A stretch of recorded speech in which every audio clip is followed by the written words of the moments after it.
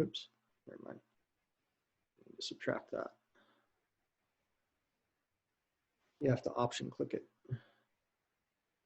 So you option click the Spring 5 and apply to new layer.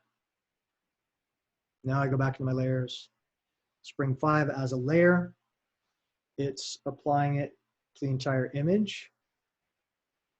If I don't want that, I control click the layer, invert mask. Now it's not affecting anything. I come in with my brush, check my settings. That works quite well. And I'm going to zoom in, and I'm actually going to start painting in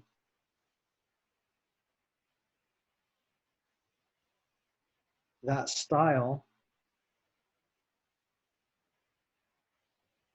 on this entire rock piece.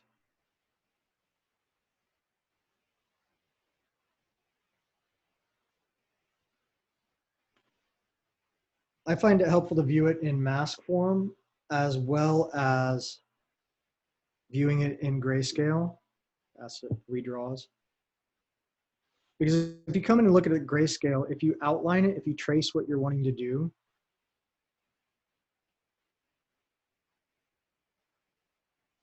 I have that kind of traced. So now I can just come in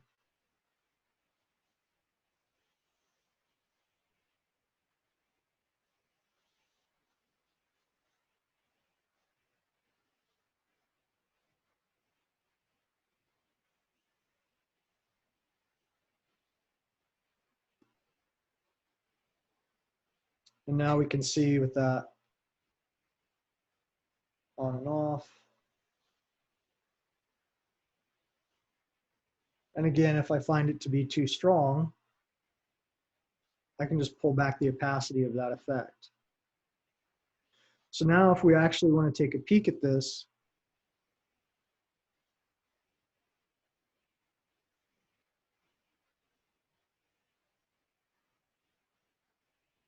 here's our original file. We came in and we did a crop, global luminosity, global color. Then I tweaked the forest, took away some of the haze, intensified parts of the peak, intensified the greens, added a little blue in the sky, popped the peak there again with a little bit of a style. And all of this is in layers. So I can turn them on and off as I go, or I can highlight any single one. It shows me the settings for that specific adjustment, and I can change them as needed. The benefit of this is if you like something or don't like something, you just tab it on and off. It's saved in your file. So if you're working with a client and you're doing adjustments, if you do everything in a layer structure like you do in Photoshop, you can very quickly come in and adjust the one thing that they have an issue with or whatever they have a question about, like, oh, I don't like that. If you did it in a layer, you just select that layer and you make that adjustment. You don't have to go back and redo everything else that you did. So the layers provide a great way to keep this extremely flexible. And any adjustment in Capture One, you can apply to a layer. So it really opens up what it is that you can do to a file. It's really, really quite powerful. Any questions about any of this? If any of you have any questions, please ask Michael now that we have him with us here. I have a question. So for layers, say you wanted to export the image. If you're to turn off one of the layers, would it not export with the image? That adjustment would not be seen. You mean if you package it as an EIP, would this still have the layer there even though it's off? No, I mean like if you were to export it as like a JPEG for like a quick print so you can proof print stuff, something. Yeah, if you turn that off, it can't see it. It doesn't export it. Okay. Yeah. Yeah. That's another thing that's really nice about them is I've started doing all my Capture One files this way because it's how I work in Photoshop. So it just really streamlines the process, and it allows me to go in. It also allows me to try different things. So I can do 3 or 4 different variations and just label them variation as a layer, and I can go back and forth and turn one on, turn one off as I see fit to kind of test the waters of, oh, what do I want this to look like? I have a So- question, Michael. Sure. When you also about exporting, when you export, if you do as a TIFF, will you be able to save these layers, or will they're only for EIP? This is only for Capture One. So Okay. if you're like, it won't export these into Photoshop as a layered document like that. I didn't think it'd be compatible. Cool. That's all my question.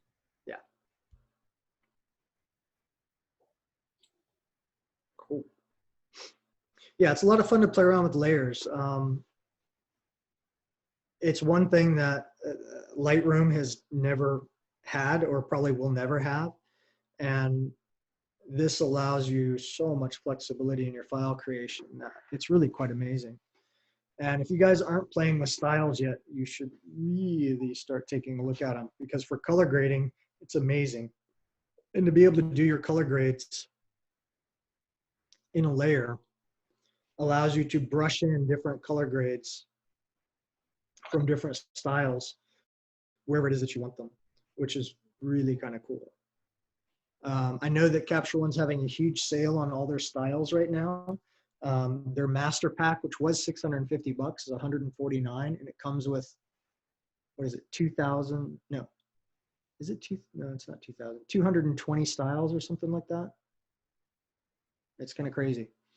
You can make your own if you have 3D LUT Creator software as well, in order to recreate your styles.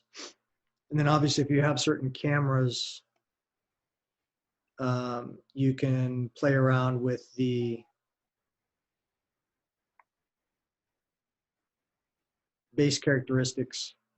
You can create your own ICC profiles for your camera, and then you can create custom curves for your cameras as well. One of these days I'll do a tutorial on that, but it's actually really kind of cool. The Fuji ones, though, you can only play with if you have a Fuji, but you can recreate these relatively easy with a third-party app. So, I have a question. sure. What about for like skin correcting? Same thing. Same thing. Okay. Everything can be done in layers.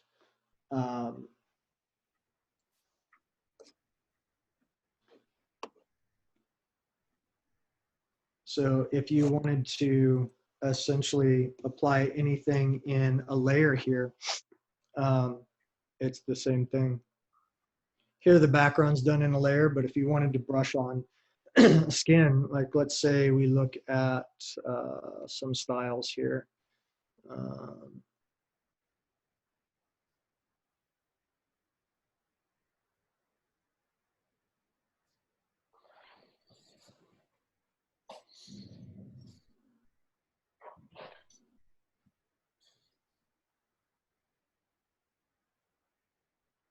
Let's say for whatever reason we like this style.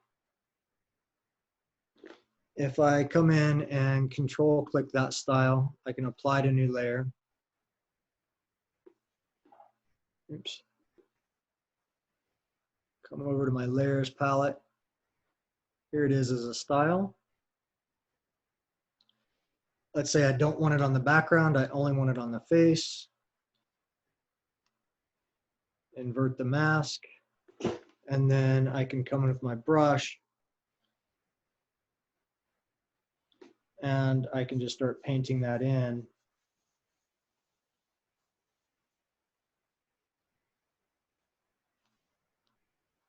I'm just going to do this really quickly, not terribly accurately, but just so you can get an overall sense of it.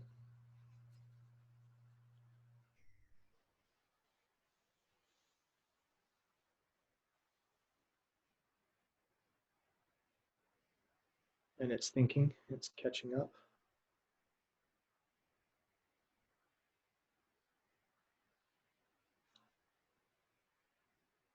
But you can use any of the, once it finally catches up with what I did, you can use any of the, so here it is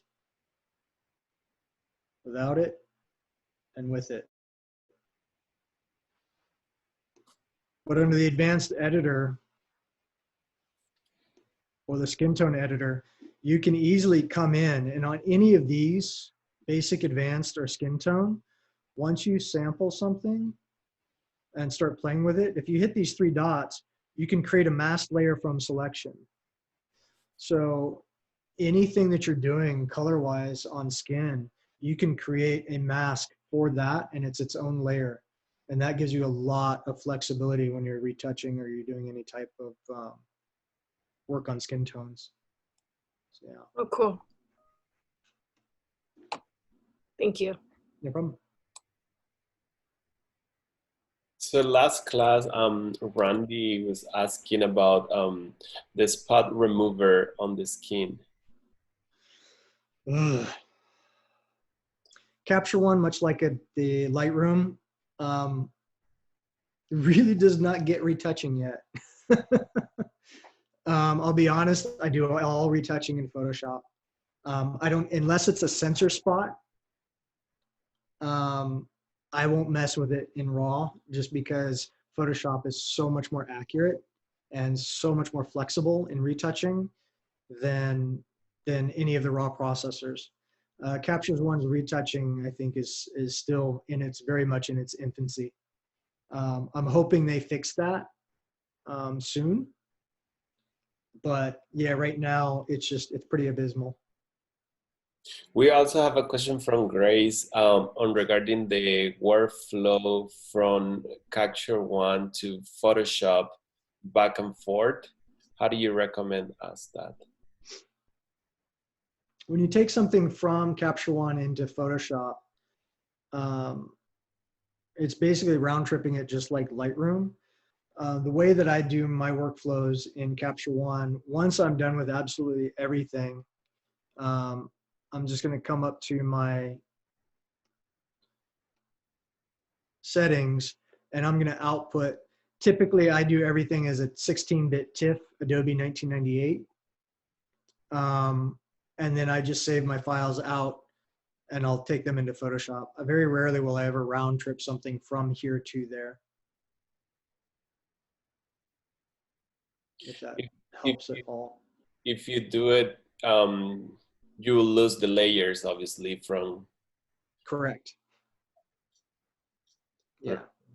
That was one of the questions that she had. Yeah, you can't really go from RAW to, like in Lightroom or Adobe Camera Raw, you can go from RAW into Photoshop as a smart object, and then you can go from that smart object back into your RAW editor, which works beautifully with the exception of retouching, in which case, as soon as you add a Photoshop retouching layer, you're SOL.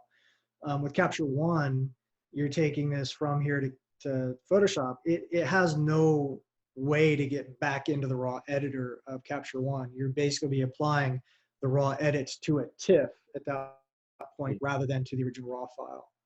So in that instance, I would say it's not terribly beneficial. I mean, it's lovely that they made that connection and you can go back and forth.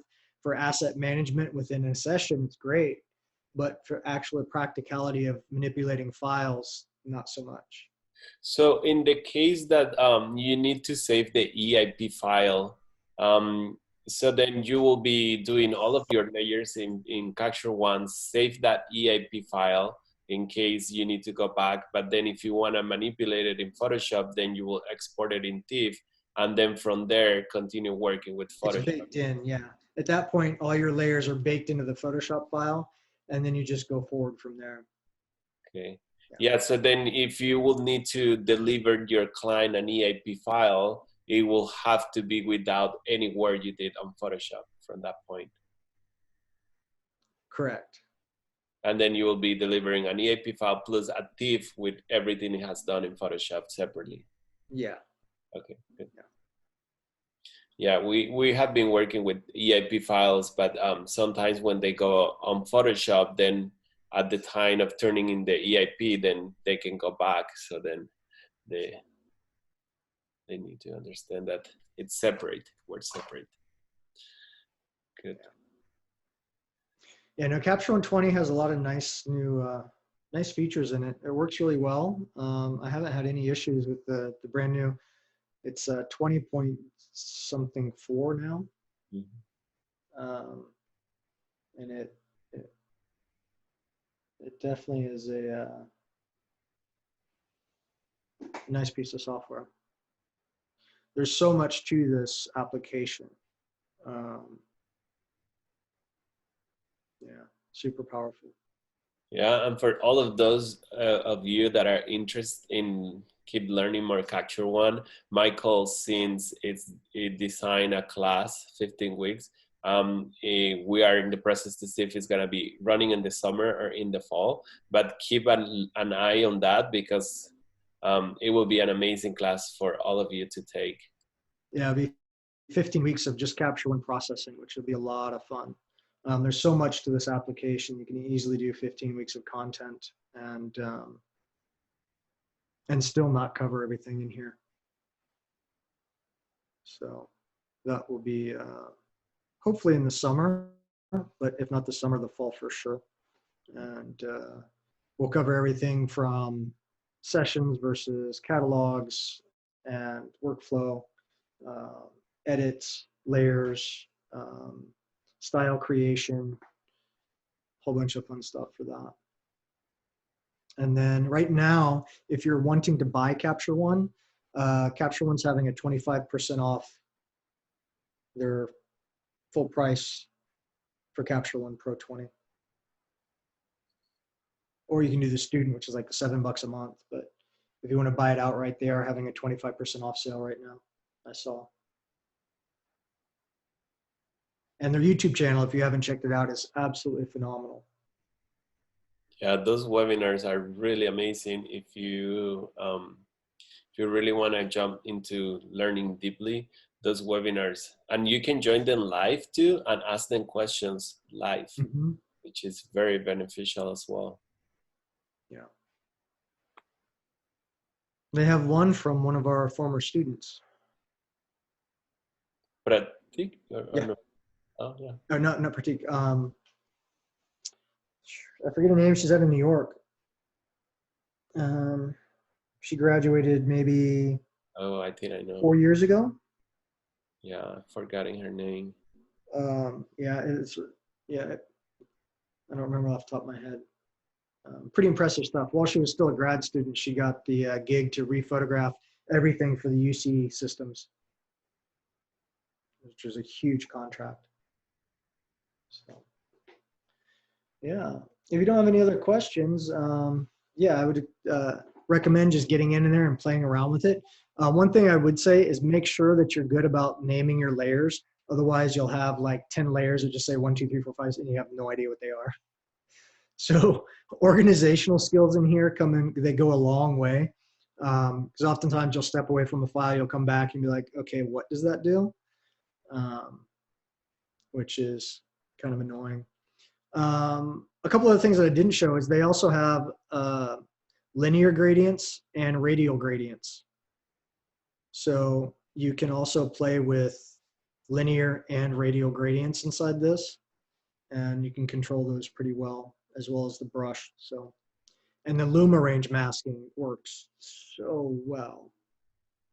I mean, you saw how well defined it got that mask on that tree line. Michael, is there a way to save a mask, like if you knew you were going to do that repetitively, like a Luma mask or something like that? If you control click it,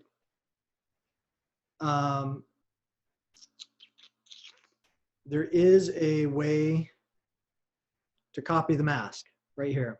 So if you control click it, copy mask, and you can copy any of the masks that you've made and reuse them. Perfect, thanks. So where they will be saved, and how do you apply into a new photograph? It should allow you to copy and paste just like you normally copy and apply. Oh, okay. But can you save it as a preset or as a or in your Thunder Drive or something like that for like if you jump into a new computer and you're in a new session and you want to carry in your hard drive with you? Not that I know of, because the masks are, I mean, the mask would have to match perfect. So that really is only super beneficial when you're doing, I mean, looks and things like that. Yeah. But if you're doing like a Luma mask, it's only for that file. Okay. Because it wouldn't know when you go to the next file where to mask. It would just apply the, yeah. So it is image specific. But then you can save it as adjustment, as a style, right? So like I can save my green mask here. Mm-hmm.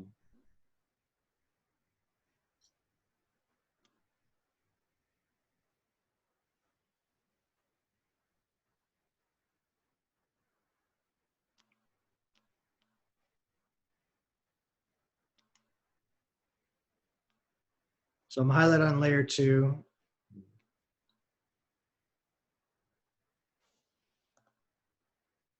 And it copied my mask from my forest and pasted it in layer 2. So you create a new layer and then you tap it and you say copy and it'll paste it into that new layer that you've created. Perfect. Yeah. Cool. Well, does any other question that anyone has? If you all feels good, then we'll thank Michael for being here with us today, and then we're gonna take a break. It's 4:34, so let's take a 15 minutes break, and then we'll come back, and then we'll be reviewing the assignments from last class. Okay. Thank you. Thank you, Michael. Thank you. No problem. Take it easy.